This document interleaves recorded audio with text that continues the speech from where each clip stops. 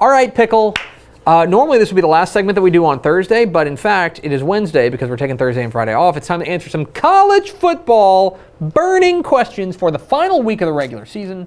At least two teams will be playing next week. Yes. Which is Houston will be playing the American Athletic Conference Championship game at Cincinnati. And is that in Cincinnati? That's a home and home, right? So yes. Cincinnati gets it. And then UTSA will be hosting the Conference USA Championship game. And there's a chance that Baylor could be playing. And there could be as many as 3. Baylor could make the Big 12 Championship game. In any case, a lot to get to in this final week of the regular season. What's our first burning question? Up first, let's go Kansas State at Texas, 11 a.m. on Friday. What can we learn about Texas in 2022 this week? I don't know what exactly you can learn from this aside from who wants to be there. Yep. I think there's going to be a lot of churn on this roster. I think that I was on a radio interview yesterday and they asked me, could you see up to 35 new faces on the Texas roster next year? And I said, yeah, absolutely. Between a new full recruiting class and the churn in the transfer portal, I think, yeah, you're going to have a new look. And so I think there's guys who are going to be out there who want to say, yeah, I want to be a part of this Texas Longhorns program going forward. I think you're going to see some guys who say this is where I make my stand and I tell you that I'm committed to this program. Kansas State has been a bugaboo for Texas consistently. How much pride does Texas play with? Because I'll be honest, I know it seems silly, but 5-7 and 4-8 do feel different. Yes, I feel like especially finishing on a high at home would be important. To say the home thing makes this one a lot more solidifies it a lot more in my mind. Yeah, I think that this is an important game for Texas. I think this is an important game from Texas between the ears to go out there and to prove that you haven't tapped out, that some of these guys are willing to fight for this program. And I think we're going to learn a lot about some of the faces out there for Texas, not just the coaching staff, but also the personnel. What's next, Pickle?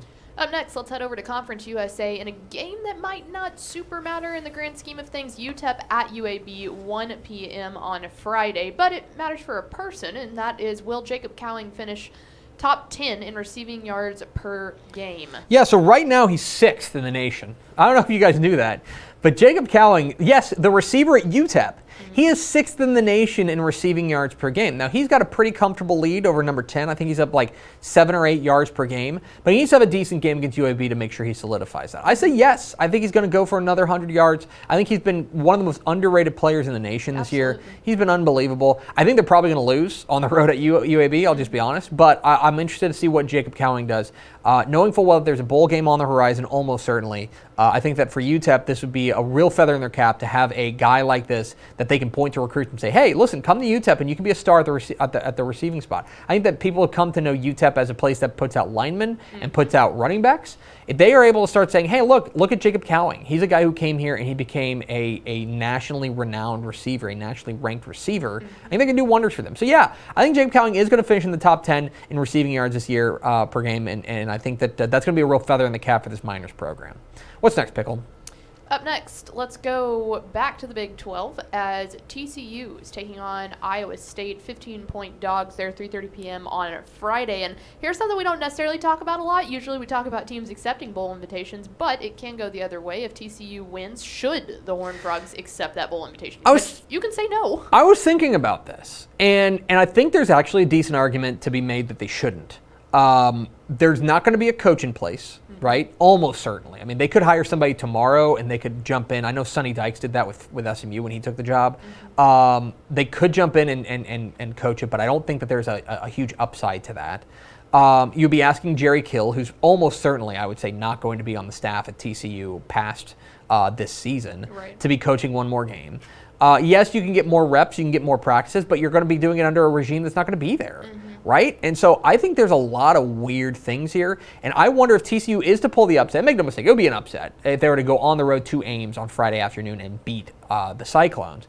But if they were to do it, I think there's a reasonable argument to be made that they shouldn't go. Now, look, there's some money to be made, and so they'll probably end up doing it. But money and gifts for the players and stuff like that. And the that's experience, the only reason. And the experience. Yeah. But I do think that there is a reasonable argument to be made that no, you know what? You go 6-6. We're gonna leave. We're gonna end this season. It hasn't been up to our standards. We're just gonna go our separate way. So I would say if TCU wins it, there is an argument they're going to, and I think they should. But I think there is a reasonable argument that they should decline it if they were to get a bowl invitation. Right. It's just something I was thinking about this week. Yeah, What's next, Pickle? Sticking with the Big 12 here, Texas Tech at number 11, Baylor 14-point dogs in Waco, 11 a.m. on Saturday. The question is, who throws for more yards? Is it the Red Raiders or the Bears in the Butt Bowl? So this is really interesting suddenly, because normally this wouldn't be much of a case, because you go, okay, well, one team has their starting quarterback and the other one's on basically their third string quarterback. Plus, Baylor's got a great defense. Tech's defense has been okay recently, but better than they have been, but certainly still giving up big yards.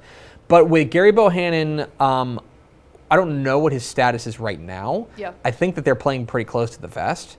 I think right now you have to assume it's going to be Blake Shapen. I mean, that injury did not look good. He looked like he was in a world of pain. Well, and at that point, too, if you have a chance, like there's the possibility you're playing for a Big 12 Yeah. championship, you probably rest your guy against a down Texas Tech team. But you also got to win the game to get to the Big 12 That's championship also game, true. Yeah. right? So that's another important factor in this one. So I would say right now I'm going to go with Baylor just because I think they're facing off against the worst defense. They're facing off against Tech.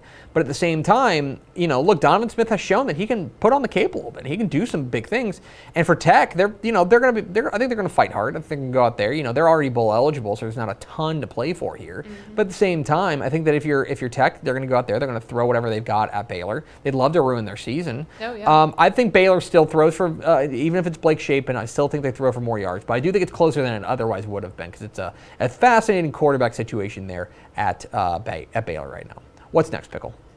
Up next, a game that better not be close. No. Number 24, Houston, 32-point favorites over an awful UConn team. 11 a.m. on a Saturday. And here's the question. Should Marcus Jones, should he get Heisman consideration? Yes. Yes, he should. Yes. Marcus Jones has quietly been one of the best players in the country, both as a defensive back, where he's got big-time play after big-time play and kind of anchoring what has been a resurgent Houston defense. And he is a guy who is a dynamo in special teams. This guy kind of fits the Desmond Howard role, right? When he won the Heisman back for Michigan. But here's the thing: he's not going to get any Heisman consideration because one, he plays for the wrong team. Yep. Plays for a group of 5 team, and they're just not going to give it to a group of 5 guy. He plays the wrong position, right? Defense and special teams. And it's a political award, right? The Heisman is a joke, and we should say it out loud. It's not representative of who the best player in the country is. It's representative of who the best story is. It's representative of who the best player on the best team is. Marcus Jones is one of the very best players in the country, and he's shown that this year. He should get Heisman consideration. He won't because the Heisman is an unjust system. What's next, Pickle? You feel better? I do. Back to Conference USA, Louisiana Tech taking on Rice down in Houston, 12 p.m. on Saturday. How much does this game matter to Rice? It's a question, right? 3-8 versus 3-8, right? Both Louisiana Tech and Rice have had what I think you can categorize as disappointing seasons. I will say I think this game should matter a lot to Rice for a couple of reasons. One, you're at home, and I think that matters to finish the year at home. Furthermore, I think I've mentioned it before that 5-7 feels better than 4-8, and I think 4-8 feels better than 3-9, especially at Rice. That would represent some movement in the right direction, right. That they're maybe getting a little bit better and that things are going a little bit better. If you can finish on a high note and prove that the best could be yet to come, I think that would go a long way towards shaping what the offseason is going to look like. I don't know what the job status of Mike Bloomgren is. I would presume he's safe. Yeah. We don't know. But 4 wins doesn't hurt at all. Getting another one would certainly make you give him an argument that if he does get called into a certain office, he could say, look, we're moving in the right direction. Especially beating a bad team at home. That's what you should do if you're Rice, right? That's a decent bar to make. So I think this game should matter a lot for Rice. I don't know if it will. We'll find out. It's 3-8 teams, and you never know how they're going to react. But I do think that for Rice it should matter a lot. And I imagine Mike Bloomgren and that staff are telling them how much it should matter. What's next, Pickle? Up next, another Conference USA matchup here. Number 22, UTSA battling to stay undefeated on the season. They're a 10.5-point favorite over North Texas at Apogee. What is the key for North Texas to ruin that perfect season for UTSA? Well, one of the things that North Texas has done recently that has improved their standing and made them play better football is they have been able to stop the run with any sort of consistency. Yes. Like, that's it. They've been better against the run, plain and simple. Well, here comes a big test, right, against Sincere McCormick and this UTSA team. If you take a look at when UTSA has really had to scratch and claw and when their offense has struggled, it's been because they haven't been able to get Sincere McCormick going. It's because, last week against UAB, it was a grind, but they were able to pull it out even though Sincere McCormick was held largely in check. You go back to that game against Southern Miss, where they kind of played with their food a lot. They were not able to get Sincere McCormick going. If you're North Texas, you got to key on him. You got to make Frank Harris beat you, right? Because that is the second best part of their offense, right? The other part of it is keep that offense going, right? Keep that offense grinding, and the way that it's been going recently, it's taken a step forward. I think North Texas has an opportunity here to really ruin some seasons. They got an opportunity, and they can get bowl eligible. They got a lot to play for at home. A lot to play for here. Maybe Seth Luttrell's coaching for his job. Right. Maybe there's a lot of motivation there. Really interesting, much more interesting than I would have thought at about 5 weeks ago, this UTSA North Texas game. And yeah, that's the biggest thing. For me, the key, you can't get down early because every game that they lost, they dug themselves a hole they couldn't get out of. So if they come out swinging, you've got a game on your hands. And let's also remember, UTSA has not exactly been a team that started fast. No. So you have an opportunity here if you're North Texas to get out of the first quarter and it still be a ball game. Because if you get buried, then UTSA is going to run away from you. What's next, Pickle? Up next, Texas State at Arkansas State, a 2-point dog there, 1 p.m. on Saturday. Is this Jake Spavital's last game for Texas State? If you had asked me 4 weeks ago, I think I would have said yes. For him and Seth Luttrell. I would have said yes. Now I'm leaning towards no. Yeah. I think they've shown some signs of life.